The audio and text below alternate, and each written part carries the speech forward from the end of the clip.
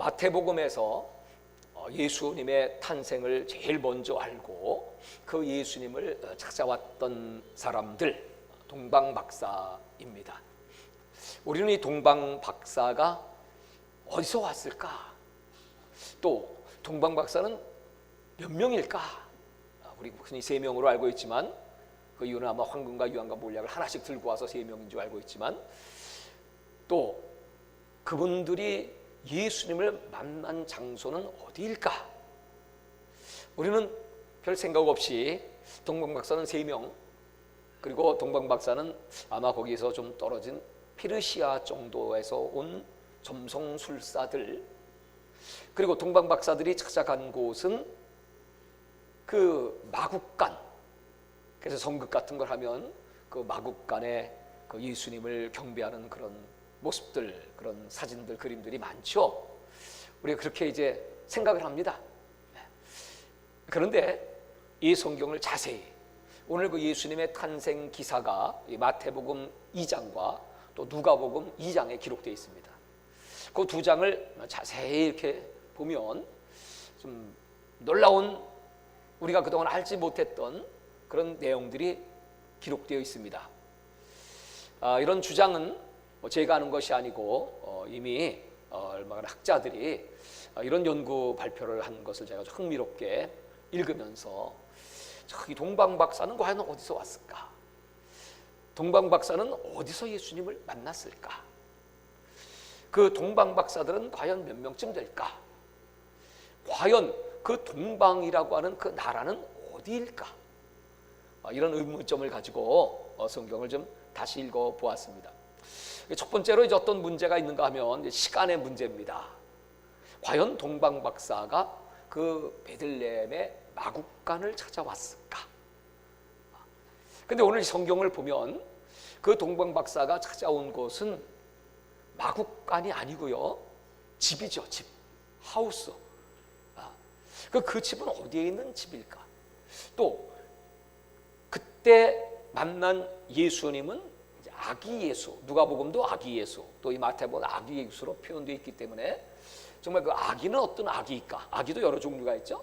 베이비, 갓난 아기가 있고, 그 다음에 차일드 정도 되면 이제 조금 자란 아기는 아기지만 조금 자란 아기가 있습니다. 그래서 이 성경을 보면, 우리 성경은 전부 아기인데 이 헬라어 성경을 보고 영어 성경도 그렇게 표현했습니다. 오늘 마태복음 2장에 기록된 이 아기는 child입니다. 그래서 좀 자란 아기죠. 파이디온이라고 합니다. 헬라어로는. 그러니까 아주 어린 아기가 아니고 파이디온, child. 그럼 누가복음 2장에 등장하는 아기는 어떤 아기일까요? 누가복음 2장은 그 목자들이 한밤중에 양떼를 치다가 천사가 와서 가르쳐주죠. 오늘 동방박사는 별을 보고 알게 되었고요, 누가복음 2장의 그 목자들은 천사들이 알려줘서 메시아가 탄생했다는 걸 알고 바로 그 가까이에 있었으니까요, 베들레헴 근처에 있다가 바로 찾아가서 경배를 드린 곳이 바로 마국간입니다. 그 장소가 달라요. 그렇다면 이 동방박사가 간 그 장소는 도대체 어디일까? 집이다 말이죠. 그래서 예수님이 탄생하시고, 왜 베들레헴에서 예수님이 탄생하시게 됐죠? 그 이유는 당시에 황제 아구스토가 전 로마의 백성들, 그 로마의 통치를 받는 백성들은 다 호적을 정리해라. 그래가지고 갈릴리 나사렛에 있던 그 요셉도, 그 아내, 그때 당시에 마리아는 임신 중이었죠. 그 명령을 따라서 임신 중에 한 150km 정도 떨어진 곳에 베들레헴이 있습니다. 그 베들레헴이 이제 원래 고향이니까요. 거기 이제 호적하러 갔던 겁니다.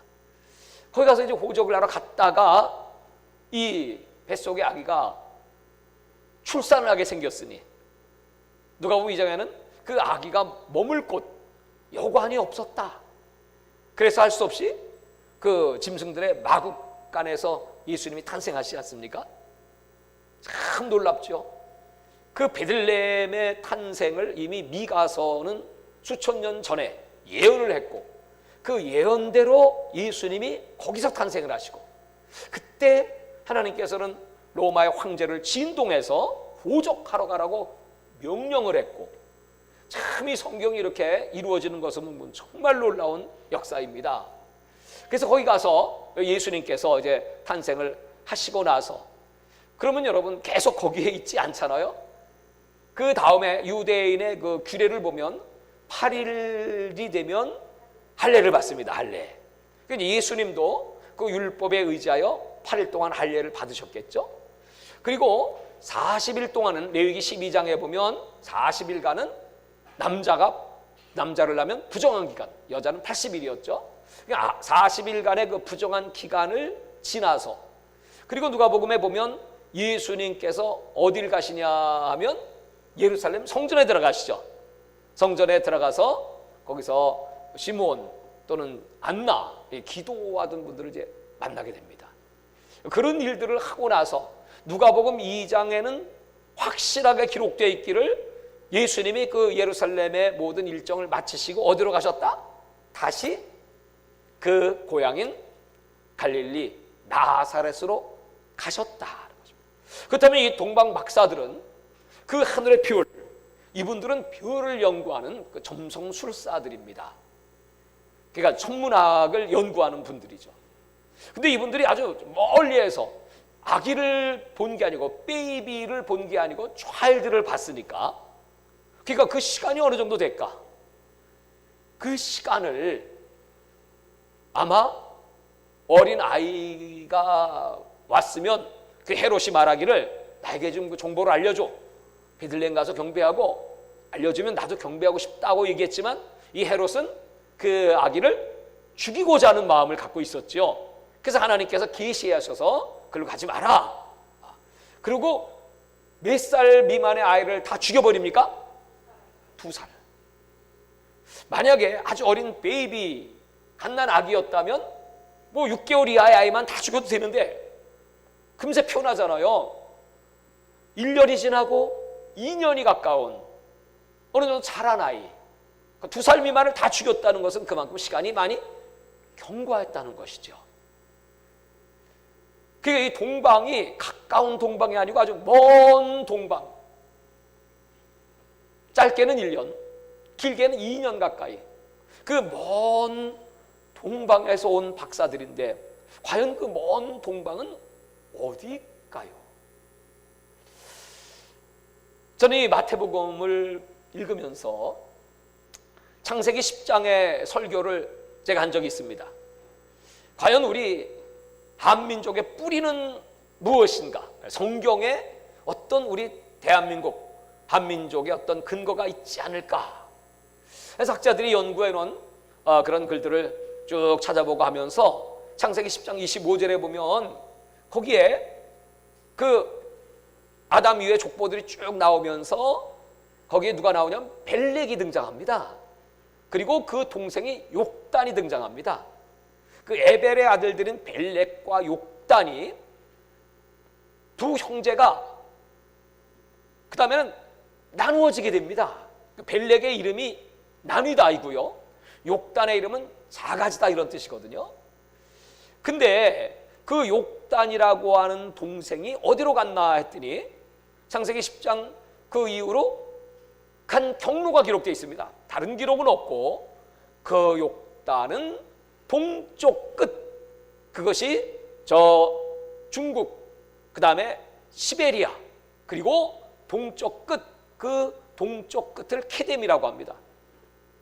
산, 동쪽 끝의 산. 여러분 그 이스라엘 땅에서 동쪽 끝의 산은 어디쯤 되겠습니까? 그리고 그 거리가 얼마나 멉니까? 그 기록이 있죠. 그 욕단은 뭐 가면서 자식도 낳고 또 거기 떨어지기도 하고 또 계속 이주를 계속하고 하면서 이제 마지막에 간 것이 백두산을 중심으로 한 동쪽 끝산, 거기서 진을 치고 자손을 번성하고 그렇게 하면서 참 여러분 우리 대한민국과 이스라엘은 너무나 유사한 점이 많습니다. 이스라엘은 서쪽 끝이고요. 지도를 쫙 펴놓으면 동쪽 끝은 대한민국. 똑같은 위치에. 그리고 이 두 나라는 너무나 유사한 것들이 많습니다. 개천절, 우리나라는 건국일을 개천절이라고 하는데 이스라엘은 하늘이 열린 날 이렇게 표현합니다. 그들도 똑같이 1948년 대한민국은 8월 15일이고 이스라엘은 5월 15일이고 그렇게 건국을 하였고 또 똑같이 그 국화가 대한민국은 무궁화이지만 이스라엘의 무궁화가 바로 샤론입니다. 샤론의 꽃. 똑같이 흰옷을 즐겨 입고 똑같이 하나님을 섬기는데 여러분 우리나라의 처음에 그 8조 금법이라고 하는 것에 첫 번째 제1조가 뭐냐 하면요 바로 삼위일체 하나님을 경배하라. 삼위일체 하나님.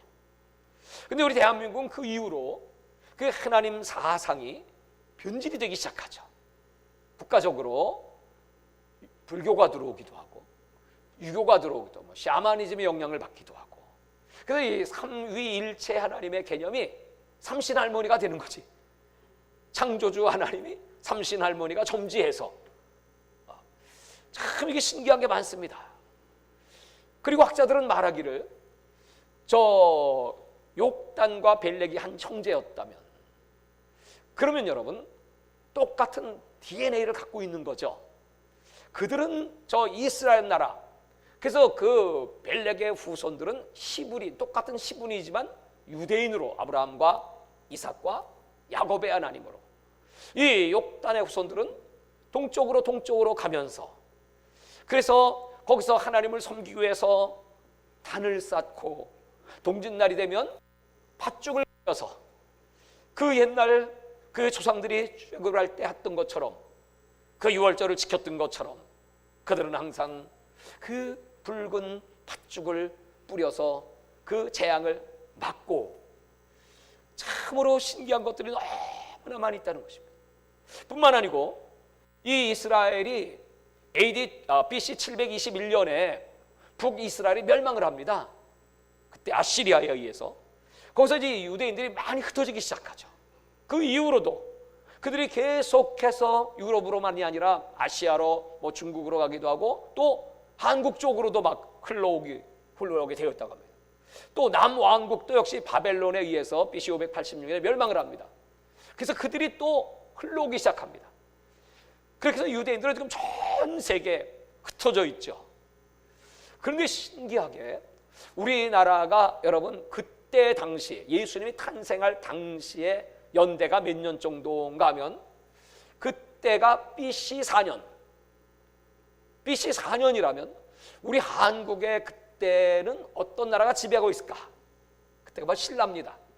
그 신라의 박혁거세 54년 박혁거세가 건거로 54년이라는 삼국 사기에 보면 거기에 이렇게 기록이 되어 있는데 그때 이런 기록이 있다는 거예요. 그때 하늘에 폐성이 나타났다. 그건 해성인데 폐성, 털이 많은 성. 그런데 그 폐자가 보면 한문으로 보면 뭐냐면 십자 밑에 자자야. 그러니까 십자야. 십자가 밑. 십자가에 매달린 아들. 여러분 예수 그리스도 그 별이 나타났다는 거예요. 예로부터 이 하늘의 별들을 연구하는데 오래전 고대 사회 또 그 이후로 가장 확실하게 연구를 많이 하고 인정받는 게 바로 이 근동의 천문학이었다는 것입니다. 저 중동 지방에서는 그런 것보다 이제 태양을 많이 연구했지만 이 근동 동쪽에 있는 국가에서는 별들을 많이 연구했다. 그래서 별들의 연구가 굉장하다는 그 증거가 여러분 선덕여왕 시절에 신라에서 첨성대를 만든 거예요. 첨성대가 한 9m 정도 된다고 하죠. 그게 뭐냐 하면 그 위에 올라가서 별을 연구하는 겁니다. 그 정도로 천문학이 발달되어 있었는데 이미 그때부터 그 서쪽으로부터 유입되어 온 그 욕단의 후손들, 그리고 그 이후로도 그 디아스포라가 된 그 유대인들이 동서남북으로 흩어지면서 그들은 한 번도 자기들의 정체성을 잊어버린 적이 없습니다. 그 어디 가든지 하나님을 섬기고, 그리고 그때 당시에 그들에게 있어서 제일 그 구약 시대였겠죠. 그들에게는 늘 마음속에 잊지 않는 게 있는데, 그죠? 구약 성경에 기록된 야곱의 후손, 그 별이 나타난다. 그 별이 곧 메시아의 별이다. 그 메시아의 사상이라는 것은 여러분 유대인들에게 굉장한 열망이고 소망입니다. 절대로 그걸 잊지 않죠. 그래서 그걸 이제 연구하고 그 별이 언제 나타나나. 그러니까 여러분 동방 끝에서 그 별을 연구하다가 드디어 그 성경에 예언될 그 별을 보고 그 동방의 박사들이 그 예루살렘 이스라엘 향하여 베들레헴까지 간 기간은 오랜 기간이었고, 거기 가서 만난 그 예수는 어린 베이비가 아니고 차일드. 성경에 그렇게 다 기록되어 있어요. 그만큼 시간이 흘렀고, 그때 당시에 헤롯 왕이 있었고, 그 헤롯 왕이 죽은 연대가 언제인가. 그것들이 여러분 이 지금 전 세계 성경 학자들에 의해서 연구를 한 결과 그게 예수님이 탄생한 후 1년 후 정도 그때라고 기록이 되어 있습니다. 8세기에 저 시리아의 그 문서들이 막 발견되고요. 뭐 그린시 천문대 학자들 그들이 증언을 하고요. 또 영국의 왕국 그 천문학회에서 또 발표를 하고요. 그런 발표들을 보면 모든 걸 다 일치하고 있다는 사실을 다 찾아내게 되었습니다. 여러분 제가 왜 이런 말씀을 드릴까요? 자, 우리는 성탄을 생각할 때 늘 의례적으로 1년에 한 번 맞이하는 메리 크리스마스, 즐거운 성탄, 예수님이 이 땅에 오셨습니다. 그래서 기쁘다 구주여 찬송하고 오늘 또 이렇게 2부 감사 예배를 하나님께 드리지만 정말 이 정도의 일일까? 제가 주일날 내일 모레는 제가 성육신에 대한 그런 메시지를 지금 준비하고 있습니다. 다시 내가 하나님이 사람이 되셨다. 이 비밀이 어마어마한 비밀. 지금 제가 로마서를 하고 있죠. 로마서를 통하여 가장 바울이 중요하게 여긴 게 바로 몸이거든요. 몸. 그걸 제가 다시 발견을 했어요. 예수님이 몸으로 오셨고 예수님이 몸을 갖고 이 땅에 공생애를 시작하셨고 그 몸으로 예수님은 십자가에 매달리셨고 그 몸이 있기 때문에 피 흘리셨고 그 몸으로 땅속에 들어가서 장사 지낸 바 되었다가 그 몸이 부활하고 그 몸이 하늘로 올라갔다가 너희가 본 그대로 그 몸 가지고 오시리라. 그 예수님은 몸으로 일하신 거예요. 그러니까 하나님이 사람 육체를 가셨다. 이게 얼마나 중요한 것인가. 그러므로 여러분 우리의 육체가 얼마나 소중한 것이고 이 몸으로 어떻게 신앙생활, 너희 몸으로 하나님께 영광을 돌려라, 의의 병기로 하나님께 드리라, 거룩한 산제사를 너희 몸으로 드리라. 그것이 로마서에 그냥 쫙 기록되어 있지 않습니까? 그걸 보면서 이 성육신 예수님이 탄생하신 이 놀라운 사건. 그런데 하나님이 여러분 우주를 창조하신 하나님이 이 땅의 백성들을 구원하시기 위한 방법이 바로 아기 예수로 탄생하시는 사건. 그 사건 앞에 여러분 성경을 안다면, 하나님을 경외한다면, 또 예수가 메시아라는 걸 믿는다면 그 먼 나라 신라인데 원래 그 고대 문헌에 보면 이 신라의 이름이 시라입니다. 시라. 예. 시라. 근데 이제 그 신라가 된 거죠. 그 먼 곳, 아마 1년 이상은, 길게는 2년까지 그 먼 곳에서 드디어 우리가 그 메시아의 별을 보았다.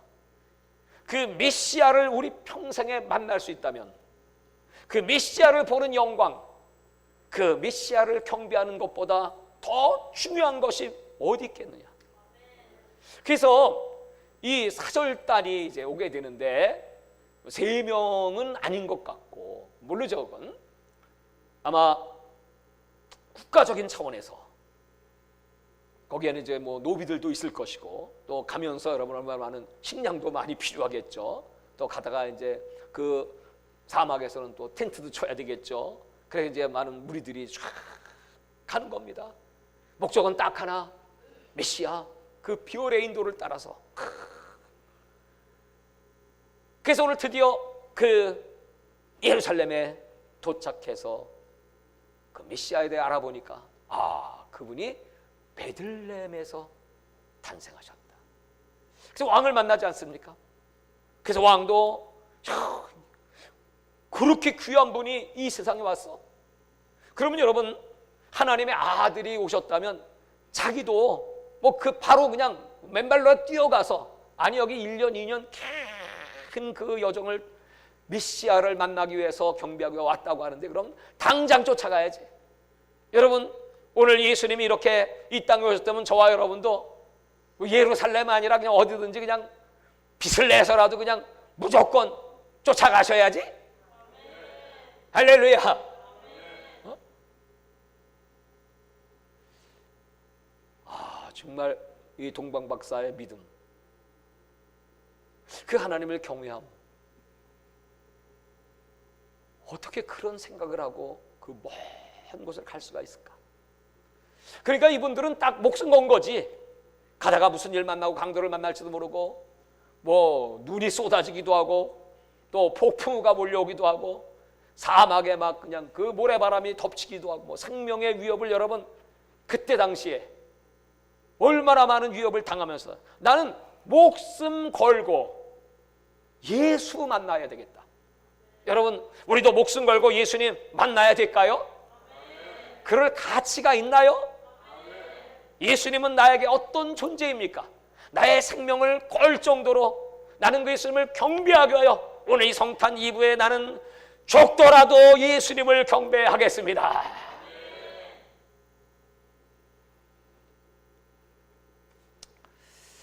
자, 오늘 동방 박사들이 그렇게 예수님을 만나고 이제 그 계시를 받아서 헤롯 만나지 않고 바로 고국으로 돌아가죠. 2000년 전 예수님이 초림하실 때 이런 동방 박사가 동방에서 이스라엘 베들레헴까지 찾아갔다면, 자, 가정입니다. 가정. 예수님이 다시 이 땅에 오실 때, 예수님이 재림하실 때 제2의 동방 박사들이 등장하지 않을까요? 성경은 다 짝이 있는데 예수님의 재림을 준비하는 사람들은 얼마나 되고, 예수님이 오신다면 그 예수님을 맞이하기 위해서 몸과 마음, 시간, 물질을 다 바쳐서 나는 거기 생명을 걸었다. 그분은 우주를 창조한 만왕의 왕, 내 생명의 주인이시다. 그분 없이는 나도 없어. 그것이 내 삶의 목적이고 가장 중요한 가치이고 나의 기쁨이고 나의 생명.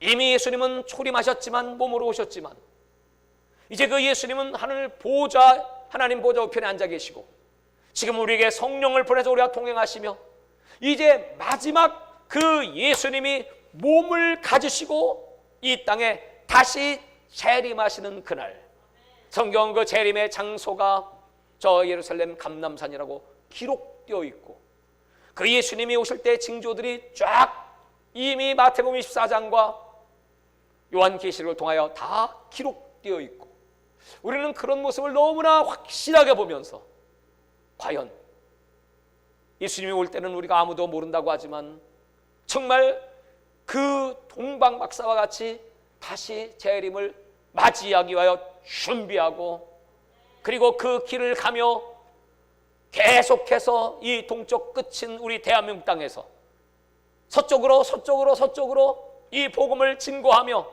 첫 번째는 북한이요, 그 다음엔 중국이요, 그 다음엔 러시아, 몽골, 그리고 거기 수없이 많은 회국가들, 또 인도, 그 복음의 장벽들을 무너뜨리면서 1년이 될지 2년이 될지 우리는 그 메시아를 만나기 위하여, 재림주를 만나기 위하여 저 이스라엘로 갑니다. 저 그런 일이 있을까요? 그러다가 제가 요한계시록을 보면서, 요한계시록 여러분 16장을 가면 16장은 후 3년 반에 나타나는 7 대접의 심판입니다.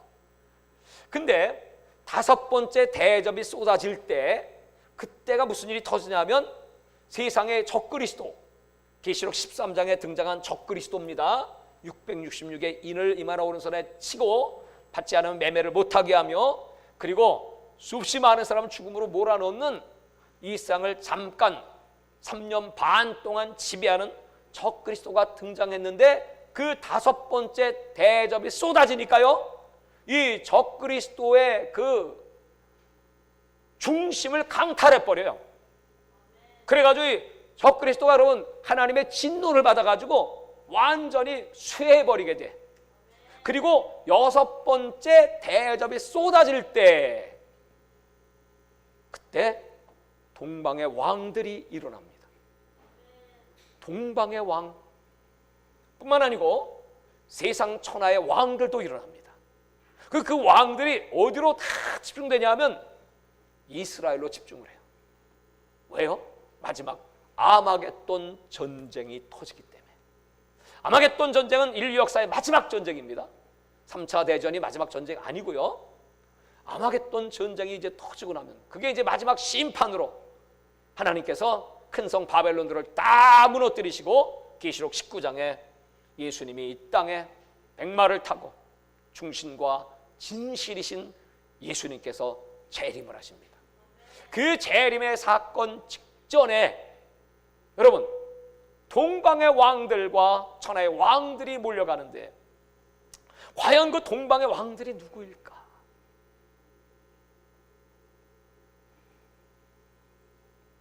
지금 우리 대한민국은 너무나도 하나님의 축복을 많이 받았고, 여러분 이스라엘과 똑같이 1945년도 건국 이후로 2차 세계대전 이후로 두 나라가 최고의 발전을 이룬 나라입니다. 그 발전의 결과로 우리 대한민국 여러분 교회가 전국뿐만 아니고 전 세계 선교사를 파송하는 세계 2위의 선교 대국이 되었고, 인구 밀도수로만 치면 1위가 미국인데 미국보다 더 왕성한 명실공히 세계 1위라고 해도 과언이 아니죠. 이렇게 우리나라는 발전했습니다. 근데 이사야서에 보면 하나님께서 이 동방이라는 그 나라들, 거기에 많은 비밀들을 숨겨놓고 계세요. 이 땅끝에서부터 여러분, 저 이스라엘은 얼마나 많은 그 외세에 의해서 고통을 받습니까? 또 동쪽 끝에 대한민국 역시 마찬가지로 주변의 강대국에서 얼마나 많은 고통을 받습니까? 뿐만 아니고 저 이스라엘이라고 하는 나라, 그 나라는 얼마나 그 주변의 그 종교들, 특별히 이슬람의 그 공격을 받고 있습니다. 그냥 늘 끊임없는 갈등과 분쟁이 끊임이 없습니다.